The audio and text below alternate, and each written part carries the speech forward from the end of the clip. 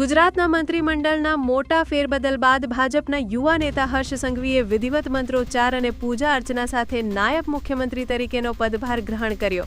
અગાઉ ગૃહ રાજ્યમંત્રી તરીકે સેવા આપતા હર્ષ સંઘવીની નાયબ મુખ્યમંત્રી પદ પર નિયુક્તિ થઈ છે, જે રાજ્યના રાજકારણમાં એક મોટું પગલું છે।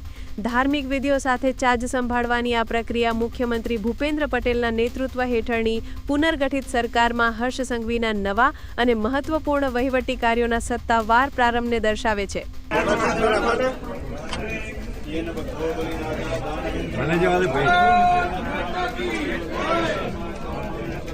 दक्षिण शाखायां गंगायै नमः गंगा मावयामि स्थापयामि। वाम शाखायां यमुनायै नमः यमुना मावयामि स्थापयामि। दक्षिण शाखायां शंखनिधये नमः शंखनिधि मावयामि स्थापयामि पूजयामि। वाम शाखायां पद्मनिधये नमः पद्मनिधि मावयामि स्थापयामि पूजयामि। मंगलम कुर्यास्तु देवेश मंगलम शुभम सावधान।